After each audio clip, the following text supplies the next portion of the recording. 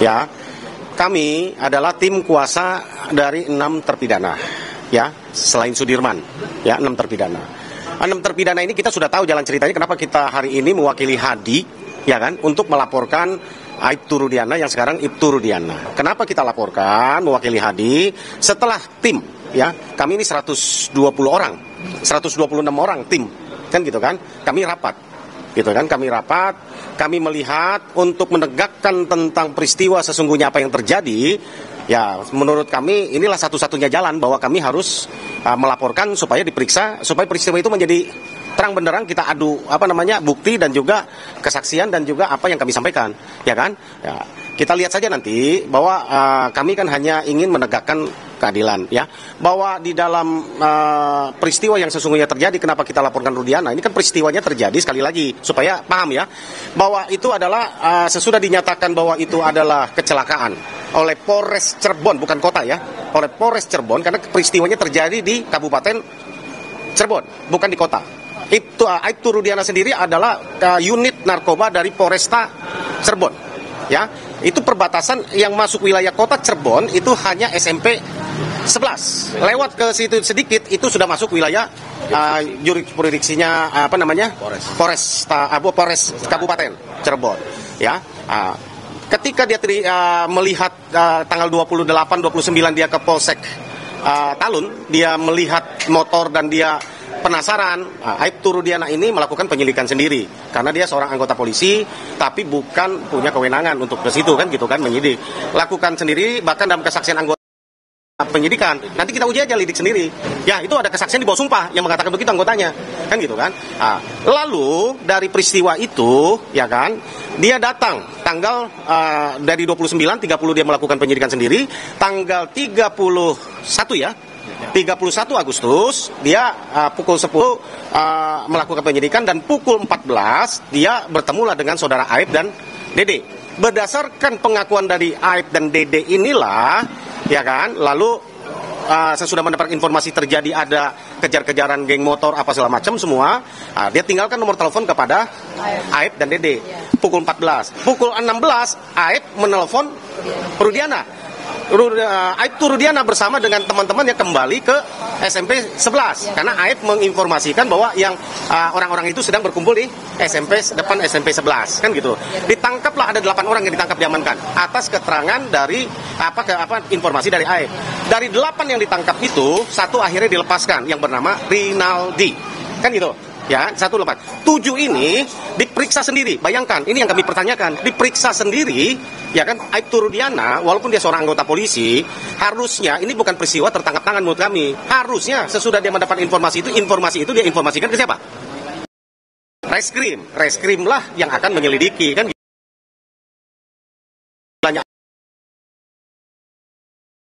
Itu kan, artinya faktanya bahwa terjadi penekanan, penganiayaan, dan ini yang kita akan buktikan, kita laporkan ini hari ini, kan gitu kan.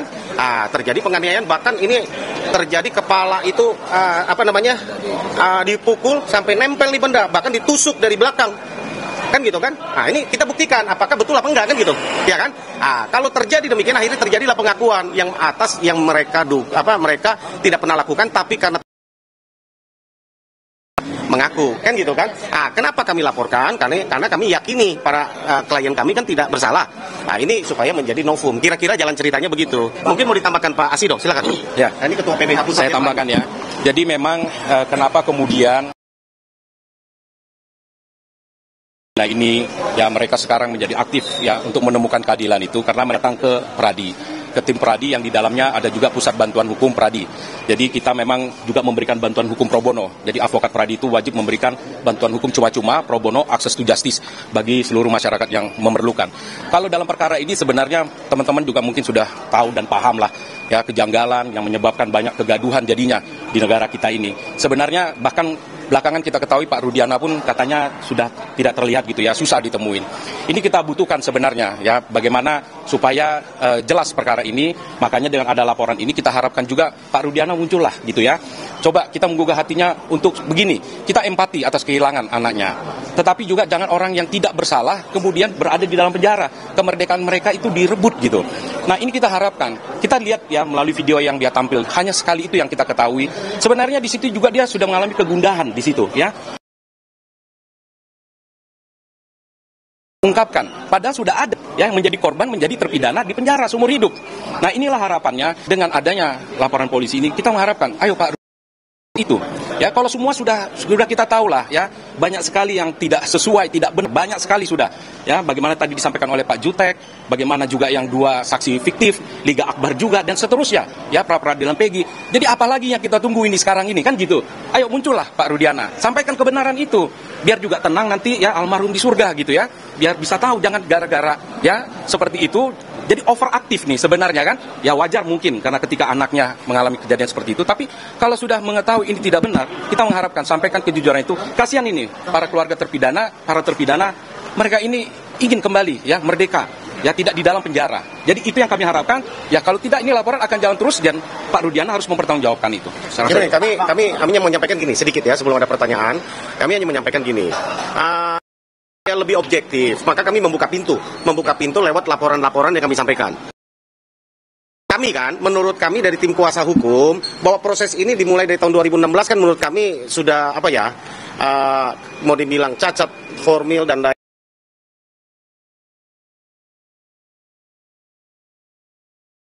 Secara faktanya inkrah, tapi kami membuka pintu dengan kami laporkan Pasren, Kavi, Dede, Aep, dan juga hari ini Rudiana, pintu masuk untuk penyidik untuk memulai satu proses yang baru.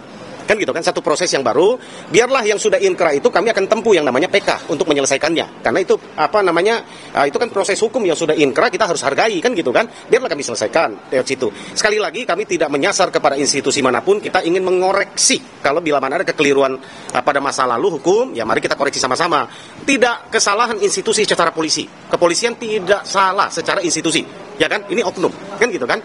Oknum yang mungkin salah prosedur, ya kan, ini tentu kita harus koreksi. Tapi hasil pekerjaan dari kepolisian penyidik saat itu sudah diterima P21.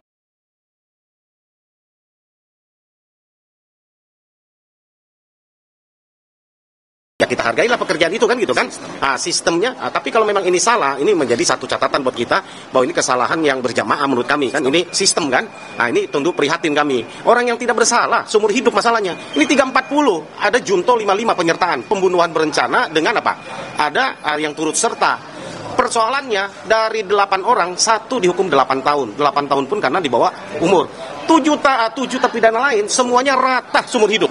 Lah, buat kami penegak hukum dan praktisi hukum bingung gitu loh.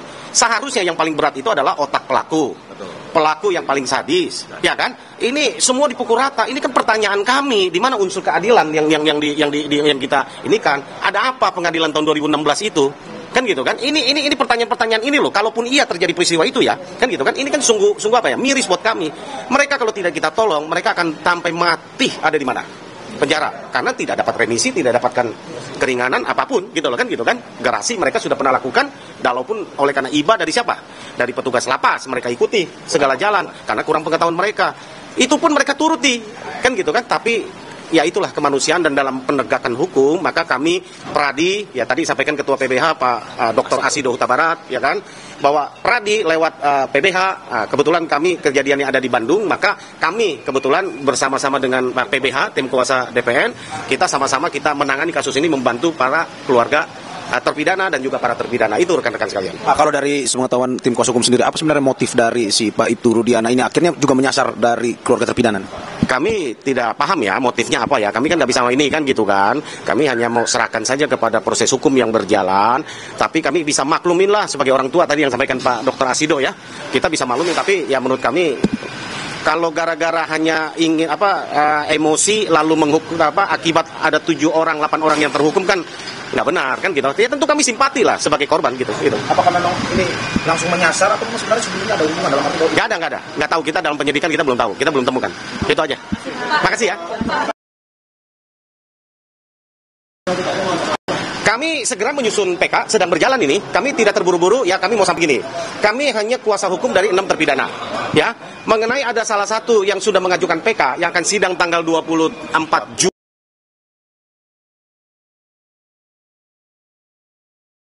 Kami tahu bahwa ini sudah produk hukum, tentu untuk mengatasi itu kami harus hati-hati menghadirkan bukti baru yang valid. Kan gitu kan, kekeliruan hakim di mana, ada cara penerapan di mana, ada novum di mana yang diperbolehkan oleh undang-undang untuk kami PK. Gitu ya. Jadi kami tidak buru-buru ya, gitu kan kami. Bapak tadi nyebut kalau Bapak yakin anak Bapak nggak ngelakuin itu. Bapak yakin dari hal apa sih, Pak?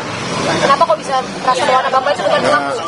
Dari kesaksian teman-temannya itu yang bersama-sama waktu malam itu bareng sama anak saya. Gitu. Terus kesaksian dari warga tetangga terdekat kita yang mengatakan bahwa anak saya itu ada di rumah. Di rumah anaknya Pak Pasren itu. Udah, karena kesaksian segitu yang berarti kami sampaikan. Anak Bapak nggak ada di tempat di lokasi saat pembunuhan Vina Cirebon itu? Tidak ada. Semua itu ada di rumah anaknya Pak Pasren. Ya, sudah ya, rekan-rekan ya, cukup ya.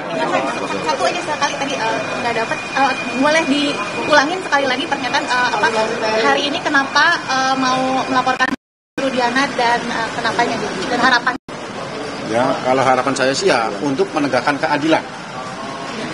Ya, menegakkan anak itu tidak bersalah. Ya. Oke ya. Oke. Makasih ya teman-teman ya. Ya, makasih. Siapa? Saya Bongso, ini Dr. Kasino Utabarat, Ketua PPH.